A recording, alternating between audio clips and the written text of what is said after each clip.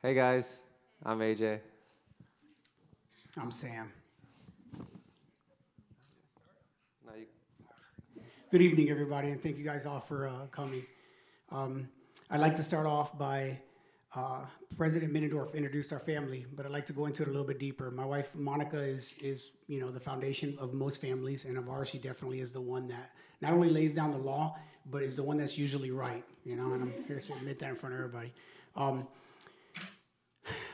we have four sons, and Adrian's our second son. Adrian is a very special kid in a lot of different ways, but from a very early age, Adrian was the life of the party. So whenever we would have a family get together, or whenever we were just sitting around the house bored, Adrian would come up with something fun to do. Adrian would, start singing or dancing. If we go to a party and it's not, and everybody's not dancing, he'll tell the DJ what song to play, so everybody plays a song. And that's a little bit about AJ. He's always been the leader of his athletic teams that he's played for. He's somebody who's represented our family, very, very proud. He's a very, very special kid. So that's a little bit about Adrian. Me and Monica got married, and and she was the spiritual leader of our family. She was the one that made sure that the kids received, their baptism, their first communions, and made sure that she took them to CCD classes and was definitely in control of that. I was not. In 2001, I'm sorry, 2002. I decided I had my biological father passed away when I was very young, and I say my biological father because I was raised by my father Lee, who made me the man that I am today. But my biological father loved me dearly, and I loved him too. And he died when I was very young, and because of my situation, I wasn't able to be there for his death. My mother and my father were not together at that time, and we lived far away. We didn't have the means to go see his burial or to be there. So at a certain point in my life in 2002, I decided to go visit where he was buried in New Orleans, Louisiana. Me and Monica drove. We made a big long road trip out of it, and I went by Tennessee and visited some of my family there. And then we went down to New Orleans, and we were getting there in the evening. And it was already, the sun was getting ready to set, and we got off the exit. We didn't book, back then you didn't really like book things in advance. You just kind of found a hotel kind of where you were going. So we got off the exit there, and we were tired, and I wanted to stretch my legs. So we pulled into the cemetery, and went by the office, and I saw that it was closed. I already had been previously warned that there's no gravestone. So you'd have to go to the office to find out exactly where it was buried. But nevertheless, we get there, and I wanted to stretch, so we pull in. It's a very big cemetery. We start driving around, and I make a left, and I make a right, and we're just kind of driving around, just looking at it, and I decided to just stop to stretch my legs. So I get out of the car, and Monica asked me, "What are you doing?" And I said, "No, let's just stretch a little bit. It's a nice evening or whatever." So I start kind of wandering around, and I noticed a statue of Jesus, and I noticed some military. I was just out of the Marine Corps, so I noticed some memorials for passing fallen soldiers and whatnot. And I just kind of found myself wandering off into like the cemetery. So I went back to the car. We went back and got a hotel. And the next morning I came back and we went into the office and I explained the situation, and it was it was a couple decades before that. So they actually pulled out some charts, and a gentleman got on a golf cart and he said, "Follow me." So we get out of the golf cart, and we get out of the car, and as we're driving, we're following him, and he's kind of going, making lefts and rights and lefts and rights. And when we get out of the car, Monica just kind of looks at me like, "This is strange." So we get out, and basically, I remember him with the chart and pacing, So he basically took steps in one direction, and then he stopped, and then he went like this, and then he took steps in another direction, and he said, "Your father would have been buried right here." Well, it just so happens that's exactly where I was standing over the day before. So at that time in my life, I was not the spiritual leader of my family. So me and Monica, I was like, "Okay, what do I do now?" I wasn't very emotional about it. Monica said, "Let's say a prayer." So we prayed over him. We got into the car. And as I drove out of the cemetery, and as we exited out, was the first time that God spoke to me. Something came over me, and he said exactly like this: "I loved you as much as you love your son." And when that came over me, I was overwhelmed and started crying because there was I knew love, and I knew, what love was like, loving your father and your mother, but loving your kid is something different. It's that kind of love now that I've, gotten to know as agape love, right? The purest form of love. But when he told me that, the reason I was so emotional is because I felt, how can I be 28 years old and I've never came here to see him? If he loved me that much as I love my sons, how could it take me so long? So I was a little bit angry and I was a little bit mad. Around 10 years later, I decided to go to an Emmaus retreat with the Catholic Church. And they didn't have it in English at my parish, so I went to another parish. A coworker of mine, I told him, because I kept making excuses not to go, and I told him, well, this time, sorry, I can't go. It's the weekend of me and my wife's anniversary, so that's impossible, The Saturday night was April 6th, which is our anniversary date. So he told me, well, listen, Sam, I'm just going to tell you this, okay? If you decide to go to this retreat, it'll be the best gift you've ever given your wife, better than any diamonds, vacations, or anything that you could ever give her. And that got my attention, because I thought to myself, wow, okay. So I went and I spoke it over with her, and she said, yes, go. So I went to that retreat, and I left on fire. I had the mountaintop screaming at the top of my lungs experience after that retreat. I was in love with our Lord and Savior, and it became a hobby for me. I wanted to learn everything about our faith. I'm still nowhere near where I need to be, but I'm practicing and I'm becoming a better father, and I became the spiritual leader of our family. But shortly after I went to that retreat, my sister had gone to visit my father, and she sent me a picture, and all it was I'm here visiting Papi, and she said, look how beautiful. And when she sent me the picture, it was of where his burial was, but behind it was that statue of Jesus. And the hedge that they had in front of him, they actually had carved it out into a heart. And that's when it hit me. The person who spoke to me wasn't my dad saying, I love you more than, or as much as you love your son. It was God telling me that. And it was impactful, because that's really when I started to know, I learned God over the Emmaus weekend, but with that simple picture, God spoke to me and to tell me how much he loved me.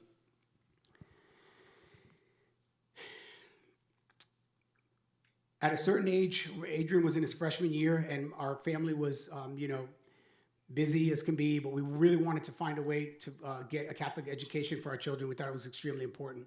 So we decided to take Adrian to Archbishop Coleman Carroll High School to see if maybe we could work something out with the principal and see if we can go there, because I knew I had other kids lined up, and I knew it was trying to look at the finances and everything. But we went, and it was a great experience, and Sister Margaret Ann, the principal of the school, basically looked at a freshman Adrian, which had braces, skinny, freckles all over, pimples all over his face, and she told him to stand up, and she said, you're going to be, when you leave the school, you're going to be a leader in the school. You're going to be the captain of your soccer team, and you're going to be someone that everyone's going to look up to. And sure enough, after 4 years, that's exactly what he did. I'd like to fast forward a little bit now to the night that pretty much I think everybody here is here to hear about. Okay, so I'm going to turn it over to Adrian. So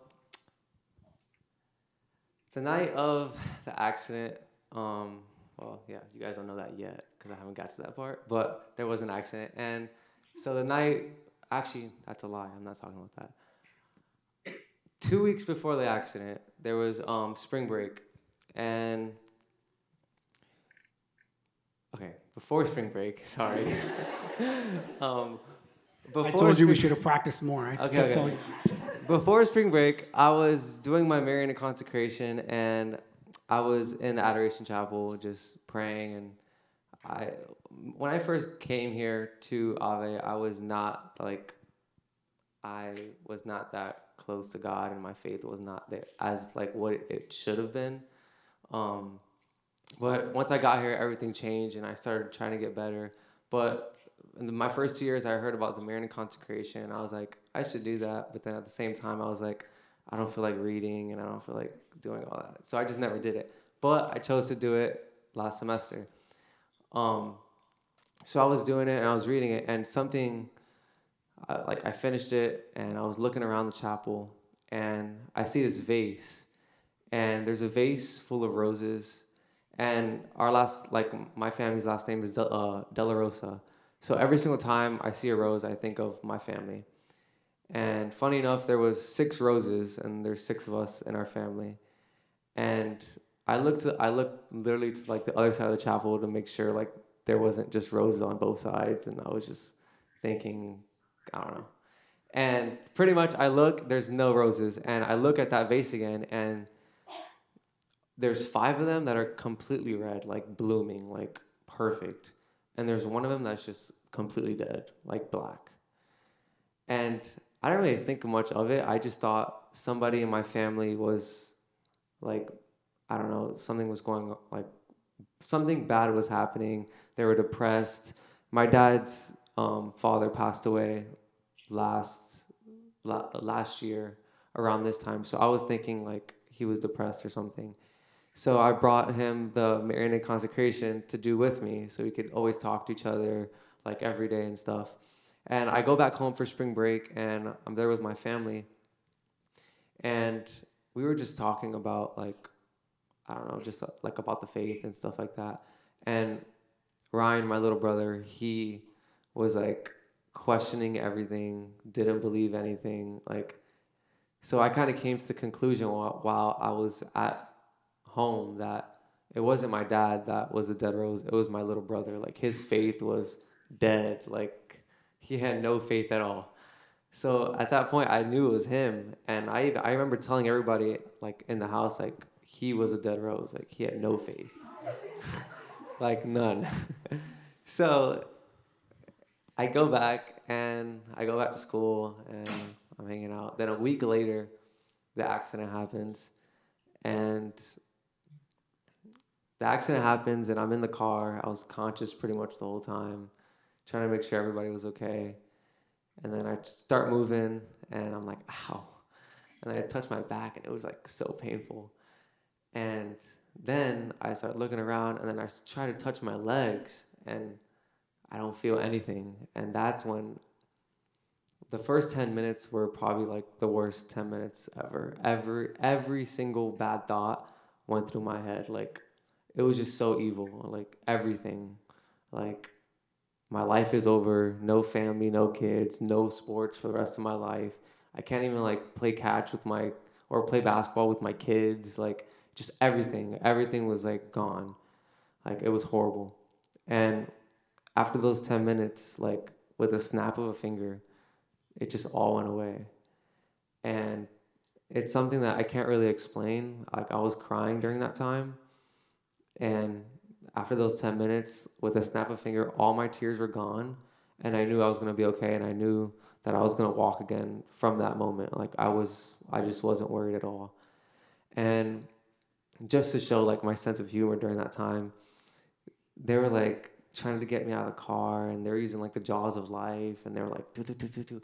And they got me right in my rib. And I was like, ow. Like, really? Are you serious? And he was like, sorry, man. I was like, and then I was wearing my favorite sweater, and then they're like, all right, 1, 2, 3. They start cutting my favorite sweater, and I was like, there's no way you just did that. You could just taking it off. So I get into the ambulance, and they take me in, and I'm there laying down. I was like, can I just call my mom? And she was like, okay, let me just do a couple things. Like, what's your mom's phone number? And I was like, 943-944-784. Like, I said it super fast. And she was like, you're going to have to slow down. I was like, I'm just kidding. And then I said it again.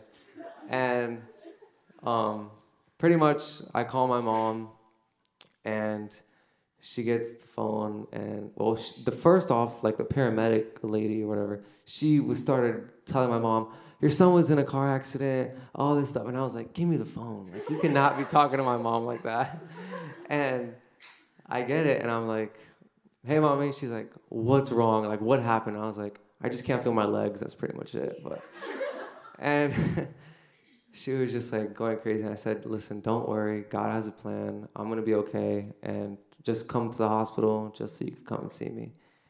And they have their perspective on it, but that was just mine. Yeah. Ours was not funny, and ours was not something to laugh about. It's something that, me and Monica, the boys have pretty much gotten over everything. Every life has kind of moved on, and we're dealing with the challenges as they come. But that night, the phone was ringing, and I kept hearing it vibrating, but Monica wasn't picking it up. So I kind of shook her to pick it up, and then she jumped out of bed. Started running around the house frantically. I got up and immediately heard Adrian pretty much telling us, "Mommy, Papi, it's okay. I'm alive. I'm alive. So just, you should probably come." And I'm thinking, probably come. You should probably come. They're taking me to the hospital. I'm going to put you back on the phone, but everything's okay. I'm alive. Everything's going to be okay. And for whatever reason, we picked one spot of the house to like write down the notes and stuff of like the hospital and where we were going to be heading to. I woke up his brothers, and it's hard, because you're waking somebody up at 2:00 in the morning in dead sleep and telling them your brother was in a very serious car accident. We have to leave right now. We got in the car, and we prayed the rosary the entire trip to the West Coast to the West Coast, what's it called? West Coast Medical Center, ER. And that hospital brought to me specifically, and I'm sure to my wife, the most sorrow I've ever felt, like the saddest I've ever felt in my life. When we drove all the way there, and your mind's like wandering, thinking the same things probably that were going through Adrian's mind when he couldn't feel his legs. But basically, we prayed the rosary all the way there. We get there. I'd woken up Nigel and told him to meet us there. And when Nigel had gotten out of the car and started walking up towards us because they wouldn't let us into the room yet, we were all waiting inside the ER and the waiting room. And when Nigel walked up and we were all together and we all embraced each other, it was something that, it was really, really tough. And I understand. I think the big reason why it was tough now, I've learned, is we're all going to go through suffering in life, right? We're all going to go through it in different forms and different fashions. But even like after the fact, speaking to like, his grandparents, his grandmothers, my mother lost 20 pounds, like our families, my mother told me, and both of our mothers have gone through very, very challenging times in their life, a lot of suffering. And when they said, this is like nothing we've ever felt, like this is the saddest we've ever been, like we can't, and then, throughout, which you'll hear a little more now, throughout the whole process, Adrian's smiling, going to sleep smiling, waking up smiling, as happy as can be. Yeah, he had to go through some tough times, but he was very, very happy throughout it. So that was tough. So then let me stop right there real quick because I want to mention a point of something that's important for everybody here. So during this, my mind wandering, right? One of the thoughts that went through my head was, is this going to be worse? Because we've all heard of people that died in car accidents, right? Everybody pretty much has, so in one form or another. But somebody who gets into a car accident and is paralyzed, it's something I've never heard of. And I'm, almost 50 years old. And, so the thought went through my mind was, not really why me, but wow, out of all the odds, because I know numbers very well. And I'm just thinking to myself, the odds of this happening to our family, to Adrian, out of all of the kids, and, for him to live, is this going to be worse than dying, So it was something that went through my mind. So we get upstairs. They finally allow us to see Adrian, and I'm inspecting his body and touching everything. And he looks pretty much great, other than a black eye and some staples in his head. The rest of his body's not like cut up or bruised or anything. It looks perfect. But as I'm feeling him, I notice like his left leg is like ice cold, and I'm calling doctors, and the doctors didn't really want to they didn't want to say anything until Monica, that needs the info, and she needs it now, She was like, I need to talk to somebody. I need to know what's going on or whatever.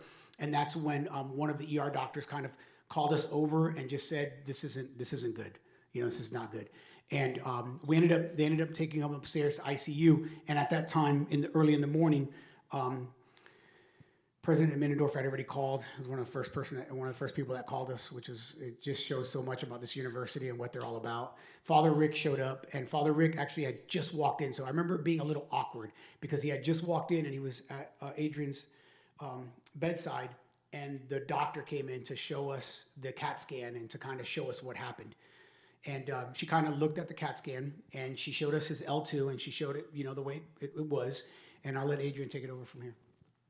So I want to be honest with you. I do not remember not a single thing from that hospital. I was on so many drugs that it was bad.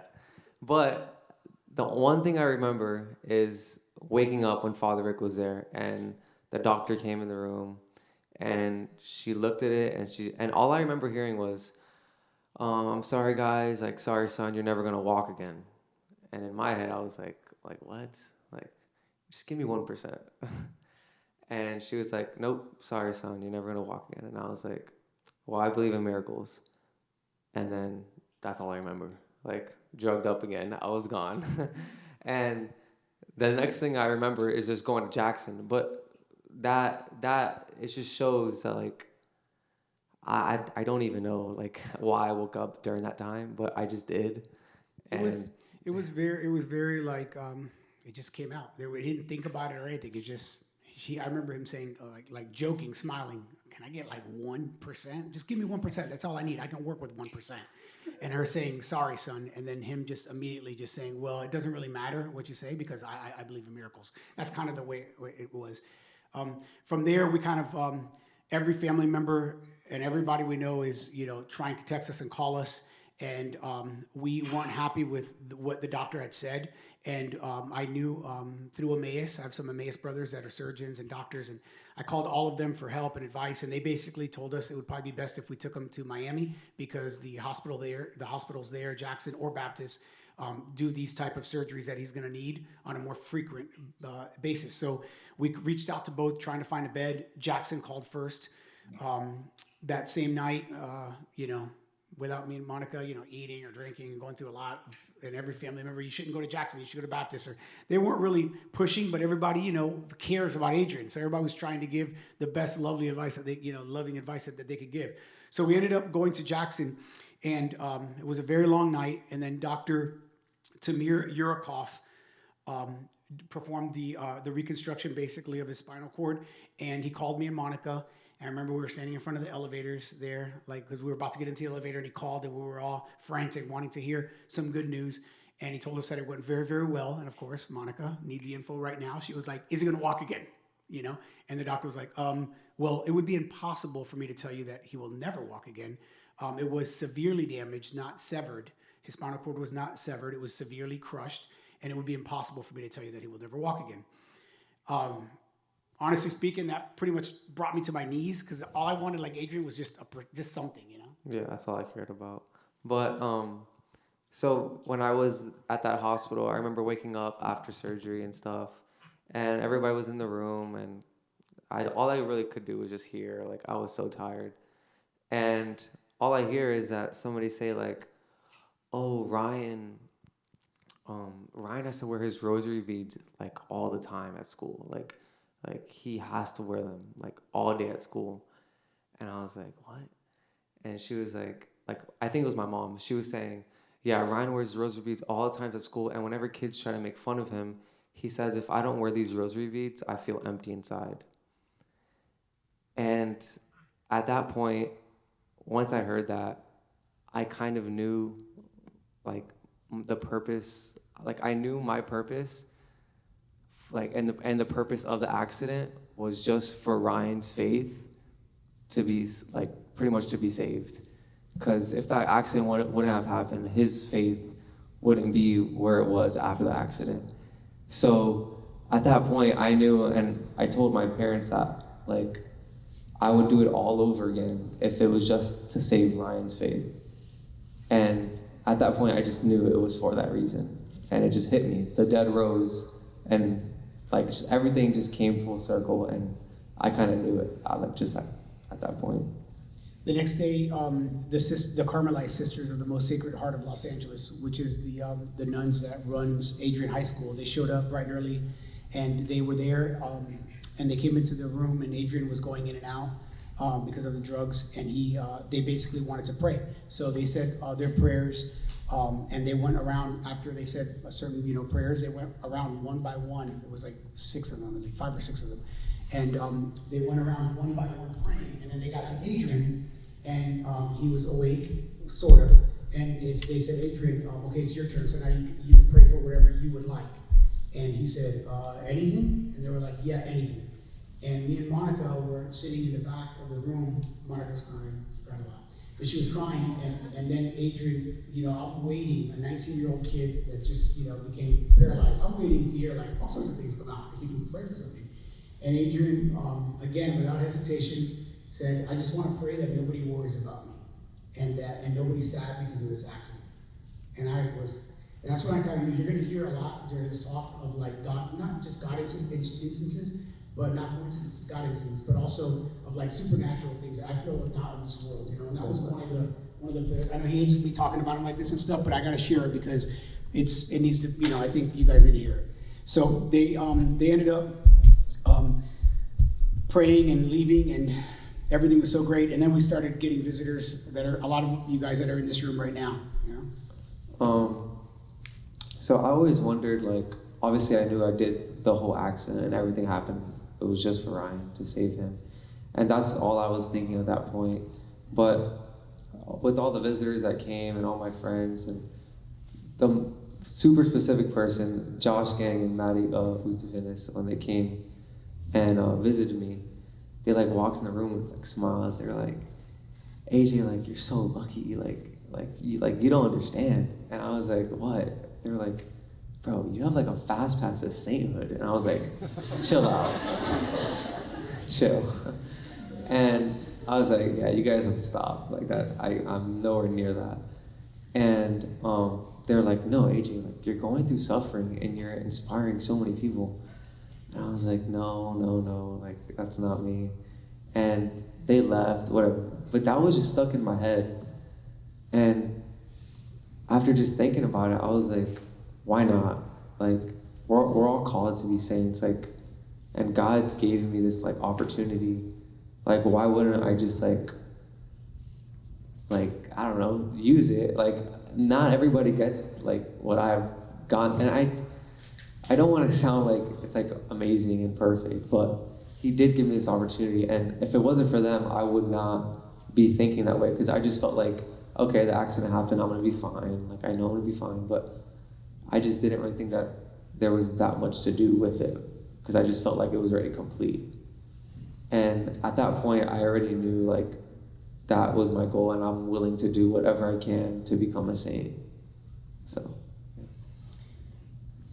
Guys, the power of prayer, you hear about it so much, and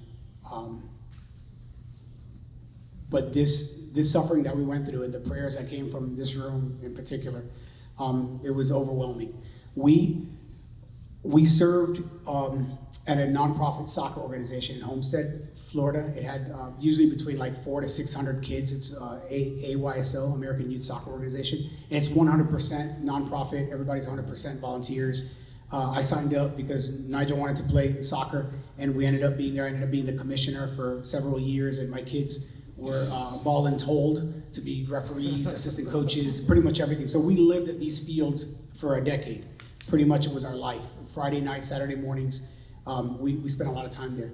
And even yesterday, like seeing everything going on at the fair, or whatever we want to call it, it's so beautiful to see people interacting, because a lot of us, especially in today's world, wants to be like in a little bubble with our own little families, and it's so important to be part of your community and serve, because you never know. In times like this specific suffering that we went through in Adrian's accident, it was overwhelming, and I truly believe that the prayers from all the people that we've helped throughout the years, and also that have helped us, and just that we've built community with in our neighborhood, came full circle and was there for us. And you guys, you're hearing a lot of it right now, but the sense of peace that Adrian got 10 minutes after that accident, for me, I'm a firm believer that, yes, I believe that our Blessed Mother interceded and was there to comfort him, but I believe, more importantly, that it was a direct reflection of all the prayers. President Middendorf, we were talking about all the prayers and everything going on, and he actually told me that in one way or another, God's will is going to be done here, and so the support from all our family and everything was so awesome. So when I left ICU, I went to step down ICU, and I had more people visiting me and stuff, and my uncle came to visit me, and he was just saying like, AJ, like, we all go through our darkest times, this, that, and once he said that, I just wanted to say something right back to him, and I waited to say it because I didn't want to make him like feel bad or anything or uncomfortable, because he's trying to give me like a motivational like talk, and it wasn't that motivational, but and he was trying to give it to me, and I just wanted to say something, but I didn't want to interrupt him, so I waited, and it was just always in my head like the whole night. And I looked to my dad later that night, he was with me that night, and I said like, Papi, like, remember when Theo Lewis was telling me, like, we all go through our darkest moments in our life, and like, why, like it's okay, like, you just gotta get through it, like, that's it. And I wanted to tell him, like, how could this be the most darkest moment of my life when there's so much good coming out of it? Like, if you really think about it, like, what happened that was, like, really that bad? Okay, I'm paralyzed. And, like, everybody here has been praying and getting closer to God. Like, there's been so much good coming out of it. All the nurses, all the doctors, like, everybody, there's been so much good. Like, how could this be the most, like, darkest moment of my life? So I just, yeah, I wanted to say it to him, but at the same time, I didn't want to be disrespectful either. So days kept passing, and Adrian got to take his first shower, and it had been probably like a week and a half or something like that.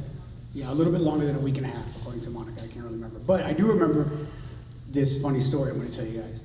So me and Monica, so the doctors come in, they lift him up with like a crane, and they put him in like his wheelchair, and like a shower chair, and he goes in to take a shower, and we took him a little speaker, and he was like, "Bobby, bring my speaker, bring my speaker." And Morgan Wallen, the country artist, came out like right before the accident. I guess like a new album came out or whatever, and this kid listened to the album over and over and over and over and over and over to the point where I was memorizing every song. But anyways, he decided to change it up, I guess, because when he got into the shower, me and Monica kept peeking in, asking him, "Do you need anything? Are you okay?" or whatever. And he was like, "Yeah, I'm great. And to be honest with you, me and Monica were off to the side again, crying, saying, "What is going on here? Like, is every shower going to be this difficult with a crane and with not knowing if he's going to be able to like take care of himself?" And a lot of worrying was going on, right? So as this worrying is going on, I hear the volume of the speaker getting to the point where I'm like worried about somebody else outside in the hospital hearing it. And he goes, and Adrian goes, "Whoa, wouldn't you know it? This is the best shower I've ever had in my life." And I'm like, okay. And then all of a sudden he starts singing Cotton Eye Joe, a country song, like at the top of his lungs. So, it's like the little things, there's like a lot of little treasures that we got throughout this process. And, taking the best shower of your life at a moment like this is, it's just how you look at it, I guess. Yeah, that shower was amazing. Imagine not taking a shower for 2 weeks and then taking one. It was great. But, so every single time when I was in the hospital, I was just, like, I don't know, I always had a rosary beads in my hand, and I was just always praying. And there was obviously a lot of suffering. My stomach was always hurting. I had a really bad nerve pain. I hate needles, so I always had an IV in me, which I hated. I don't know, there was just a lot of suffering going on. And during all the suffering, like, every time, like, I was suffering and I closed my eyes, I just saw, like, a crucified Jesus in, like, the most intense way, like, him just suffering so much. And every single time I went through suffering, I would just think of him and just say, like, why am I complaining? This guy, like, died on a cross for me, and why would I complain? And he died on a cross for me. And, like, I would try to humiliate myself in, like, ways that, like, because it's just, I don't know, every single time I would suffer, I would just see him on the cross, like, suffering, like, to the max, in the most, like, painful way. And it was something that I just couldn't get out of my head, but it was really nice too, because I would just get really emotional, like, seeing him on the cross, and I would just cry. But it wasn't cries, like, for me, like, it was, like, cries because, like, I just, like, almost, like, was, like, I don't know, it's really hard to explain, but I would just always see crucified Jesus, like, all the time in the hospital. So we had the exact same similar situations during the exact same times, and we didn't talk about it till after the fact. But for me, I've seen crucifixes my entire adult life, and all of a sudden it just had a completely different meaning. And I remember just getting into my car to go home to take a shower or something, and putting down my rearview mirror and seeing the crucified Jesus and just sobbing. And it wasn't like sadness. It was like a compassion, like a love that I like, so happy that he did that for us, because now it kind of all made sense. Like this, it was really, really profound. I don't know how else to explain it, but it was really, really awesome. We actually had the same thing. So the next day or so, the hospital has these steps that, they have to follow. So they tell us that there's gonna be a psychiatrist that's gonna come by to see Adrian. We kind of look at each other and giggle, and the psychiatrist gets there, and he wants to be alone with Adrian, and Adrian kind of looks at me and Monica, because the psychiatrist asked to leave the room, so Adrian's like, he looks at us and he's like, it's okay guys, you can go. And the reason we kind of giggled is because we're so, at that point, Adrian's so strong in his faith, he doesn't feel like he needs a psychiatrist to console him, especially because he was feeling great. So they're in there for about an hour and 20 minutes. Me and Monica are sitting outside the room, waiting. And the psychiatrist, we ended up becoming really close friends with him. But he walks out from the doctor's, he walks out from the room, and he just looks at me and Monica, and he goes, wow. And we're like, is everything okay? And he was like, yes, you guys did a great job raising this kid, And we're like, okay, you're worrying us. And he was like, no, honestly speaking, I need to go back to like my office and consult with coworkers, with my colleagues. I've never seen nothing like this. And I'm thinking to myself, what do you mean? And he was like, well, there's 4 things that we look for with patients that deal with a traumatic injury like this. Because I'm used to dealing with, depression, anxiety, suicidal thoughts, things of those natures. And me and your son just had a very, very deep intellectual, spiritual conversation, which I'm not really supposed to do. But basically it led to that, and to me asking him questions and him asking me questions. And all I gotta say is, he's got everything he needs to make this, to turn this into something very, very well. And after that, we continued to meet with him and talk to him, and it was really, really cool. Yeah. So, I was in ICU, stepped down ICU, and then I was in rehab for another 3 weeks. And while I was in rehab, I had this problem. Every single time I would sit up, I would get the worst headache I've ever had in my life. Like, it was so bad, and it was instant. And they were trying to see what it was. No one knew what it was. I was taking different medications for it, and nothing was working. So they told us we're gonna have to do a procedure, and I was like, another procedure. And it's funny because all this was going on like during Lent, and it was just like God shows so much like symbolism in everything. So they'd say we have to get this procedure done, this, that. We're gonna wake you up super early in the morning. This is Holy Thursday, so and they also told me you can't drink or eat. So Thursday night, it's Holy Thursday. Thursday night at 12 o'clock, you can't eat or drink. And we're gonna get you at the earliest time. We're gonna take you in, and we're gonna get you done real quick. So then I wake up, and I was like, all right, are they gonna take me? No, they didn't. And I just kept waiting and waiting. They didn't take me until like 11:30, 12-ish. And this is no water, like no food at all. And they're taking me in, and whatever. I was like, all right, let's do it. They take me in like at 11:30, 12. Then we're in another waiting room for another 2 hours. Then at 2:30, they finally take me in. And what the procedure is that they get like a needle, and they're gonna take like liquid out of me, but they're gonna like pierce like my skin kind of. So they take me in at 2:30, and my mom and dad asked the doctor, like, when is gonna be the exact time that the procedure is gonna be done, so we could be praying at that exact time. They said, it's exactly gonna happen in 30 minutes. So on Good Friday at 3 o'clock, I was pierced. I don't know if you guys know, but Jesus was also pierced on me.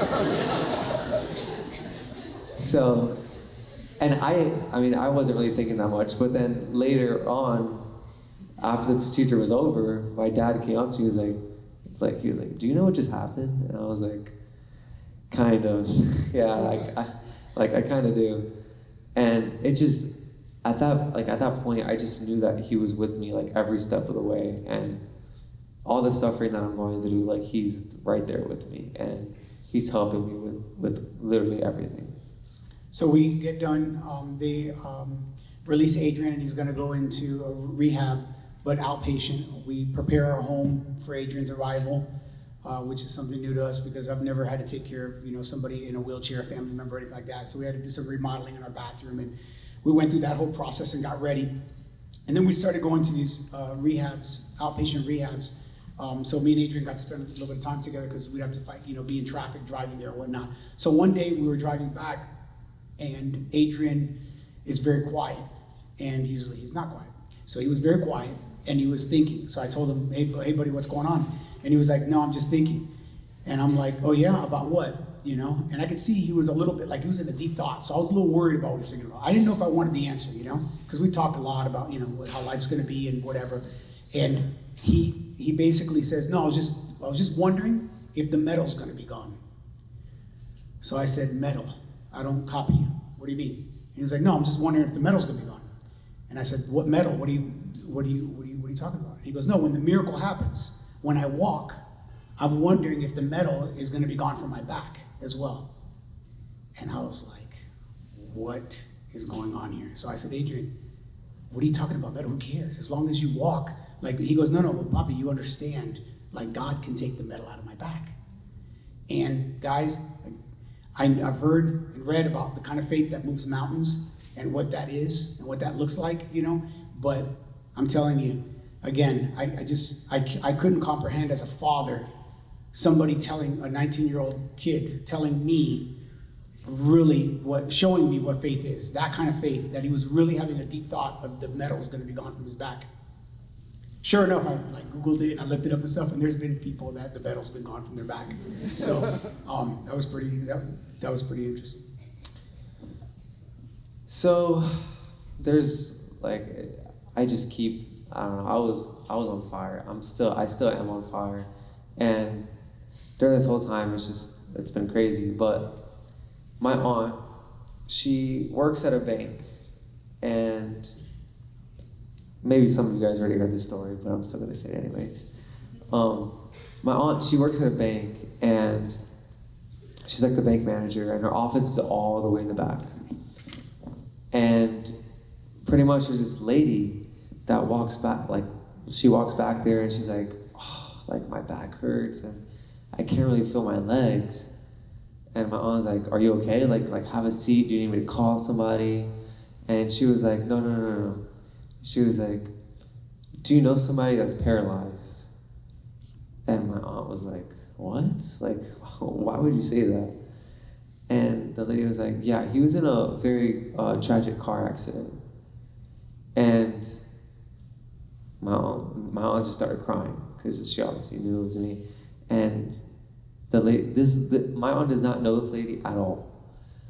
And pretty much she says, she's like, oh yeah, he was very tragic car accident. She was like, the person that you love loves this person. And my aunt is super close with my mom.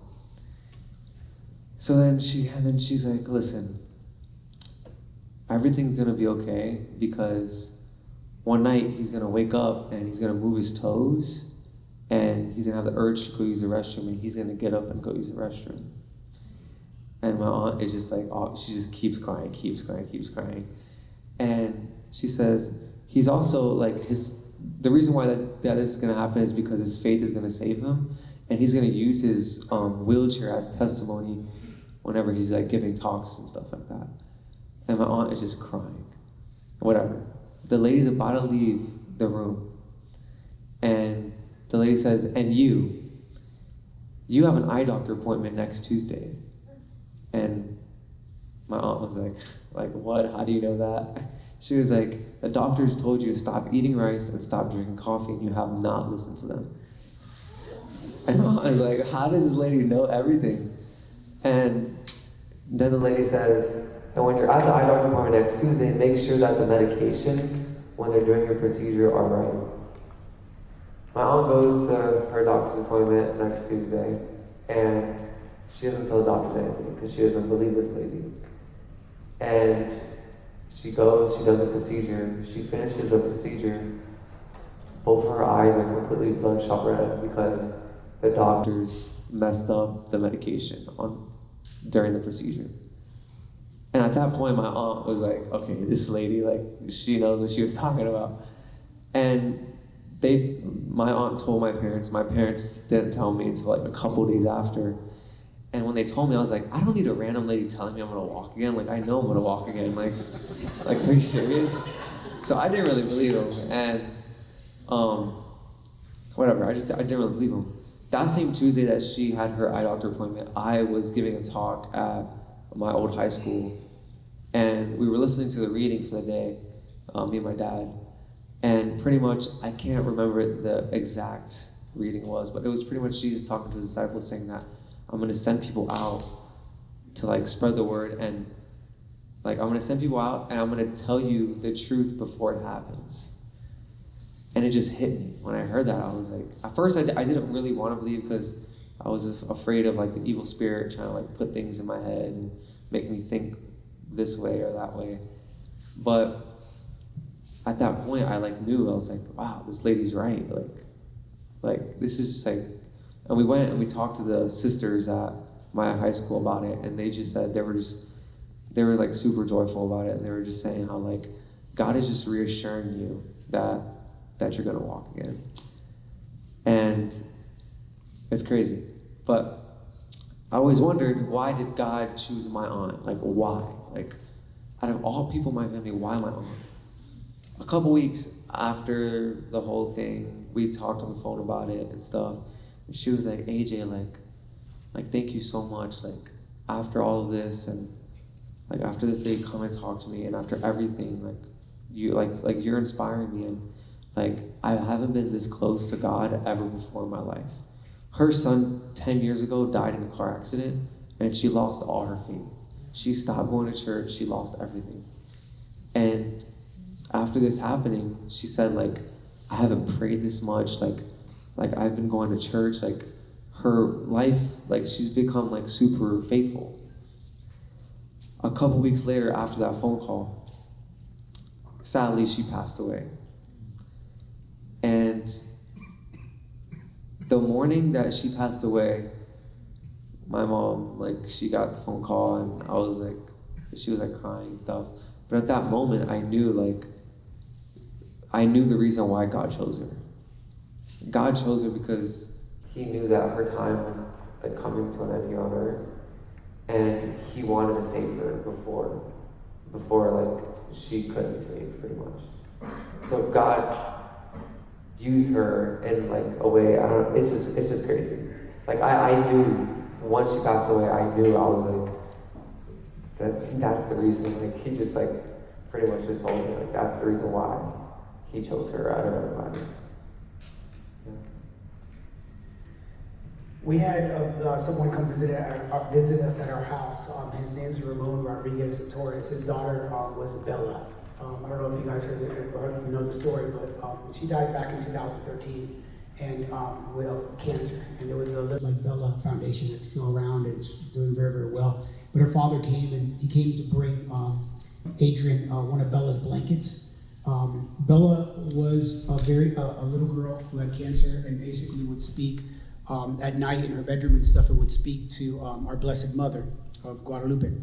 And she would call her Mama Church. I don't know if you guys ever read the book. It's called Why Not Me? It's a great book. Raymond is the author of the book. But he came to visit us, and it just so happened that when he gave us Bella's blanket, we started talking about like her life and stuff. And he was telling us a story of him going to visit Our Lady of Guadalupe in Mexico City.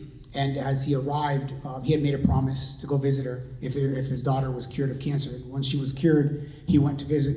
And as he was getting out of the taxi, and he didn't even know how he had like cellular service, he didn't know he had international service or her, but as he got out of the taxi cab, what's that? Well, they told her that, her spinal cord was severed. Her spinal cord was severed, and because of a tumor, and that she was going to be cured of the cancer, but unfortunately she wouldn't be able to walk again.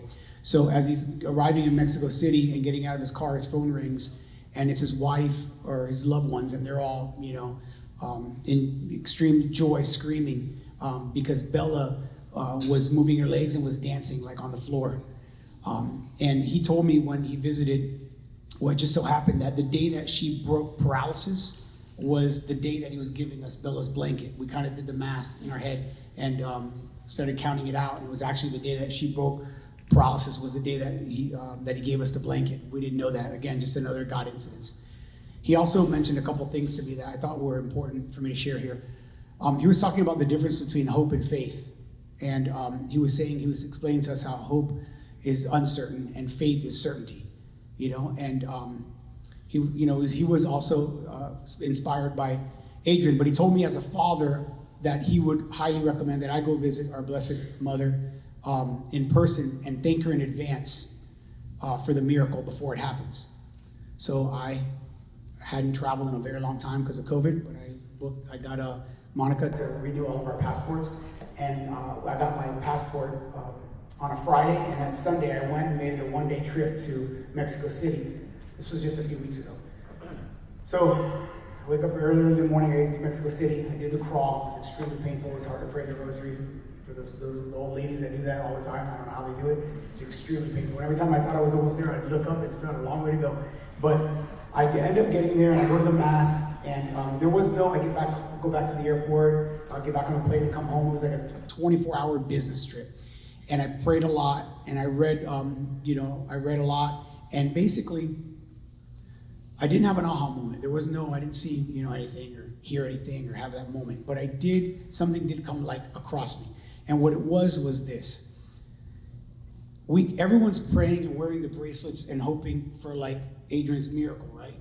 And for me, what came across me was that I think it's going to be more impactful and it'll have more meaning for our family and for Adrian if the miracle is for him to walk again, to save souls and to bring people closer to Jesus, not for him actually physically just to walk. I think it's going to be more impactful, and the miracle is going to have, it's going to make Adrian happier, and when souls are saved.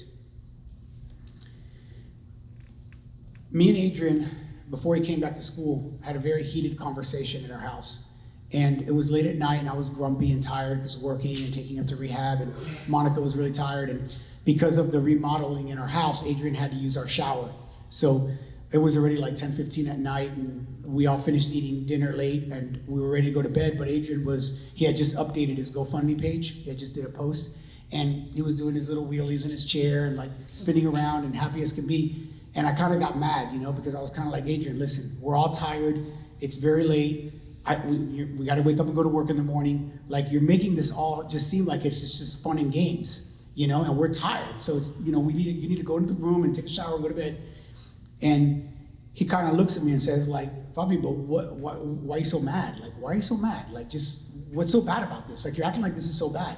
I'm like, Adrian, you're 19 years old, you're paralyzed, your grandparents, your mother, our family is all making the sacrifice to support you and to try to make you as independent as possible. Like, there's a lot of suffering that's going on here, and I don't want you to just think like this is all fun and games. Like, you have to take this serious, And he said, Bobby, are you 1% closer to God? I said, Adrian, but hold on a second, you're not getting it. I was great with God on March 10th. I was serving till it hurt, trying to be the best father I could be, very close with God, praying like I always do. I was great with God. So if you're asking me if I can go back to March 10th and have the same level of my relationship with God, but you can walk, that's a no-brainer. I started looking around the room at my other sons, and I'm like, right? I mean, am I right? We were great, like, why? And Adrian starts crying, and he looks at me, and he looked at me and said, you just showed me where your faith is at. And I said, what do you mean? And he said, no, and I said, Adrian, I'm not wanting you to cry. I'm not trying to make you mad. I'm just tired, And he said, no, Papa, you don't understand. This is not the worst thing that's ever happened to our life. It's the best. And by you being 1% closer to God, I would do it all over again. Don't you get that? And I didn't get it, But it's a lot more than just me. It's his brothers, it's his family, it's everybody, here. And, it was super, impactful to me because he had a point, and I didn't know what to say, We, the next morning I'm at work, and we have a kind of relationship, me and all my boys, where we like to poke at each other. We like to challenge each other and poke. And the next day, Adrian, I get to work, and it's around 10:30 in the morning or so, and I get a text from Adrian, and it says, check out this fire quote. So I later learned that his friend Joe. Yeah, shout out Joe. Joe's mom. What? Joe's mom, I guess, sent it to Joe. No? Yeah. Yes, Joe's mom sent it to Joe, thinking of Adrian, which led to Joe texting Adrian, and then Adrian had to poke at me, so he sent it to me. So Saint Jose Maria Escriva is an awesome saint, and I ended up buying a little book called The Way from Jose Maria Escriva. I highly recommend it. It's 999 of his most famous quotes, and this was one of his quotes, and I've memorized it, and I try to live by it daily now. The quote says, "Suffering overwhelms you because you take it like a coward. Meet it bravely with a Christian spirit, and you're regarded as a treasure." And basically, he was calling me a coward the night before, you know? And he's right. He had the right to. I want to thank everybody for coming tonight, and I apologize if when I'm not somebody who I think I'm filled with the Holy Spirit, and I think that I got a long way to go, and I'm so thankful for this community and everybody in this room. President Minendorf and the staff and all the people that have helped Adrian get to the point where he's at right now. We still have a lot of challenges ahead of us, and sometimes I want to smack him around because I expect him to do more, but Adrian's faith is at a great place. I'm envious of it, honestly, and I am learning a lot from him now. I spent my whole life teaching him stuff, and now I feel like I'm learning from him, but I want to thank everybody for coming. Yeah, I want to thank everybody as well. And I want to thank you guys, more importantly, just for all the prayers. And also, I just want to let you guys know, I know you guys probably were praying for me, but I was offering up everything for you guys and for everybody here at Ave, because you guys mean a lot to me. And yeah, so just thank you guys for coming, and thank you for everything. God bless everyone. Have a great evening. Thank you. And also, I'm starting a household, SF Sphere. So, yeah, whoever wants to join, I think there's a sign-up sheet in the back or whatever. But AJ, tell us the name of that new household. SF Sphere, to be a good man. And it's just to bring more joy on campus. There's Tuesday nights where there's no one doing anything, and maybe have a karaoke night or something fun like that. I don't know. So, yeah. Thank you guys. Thank you.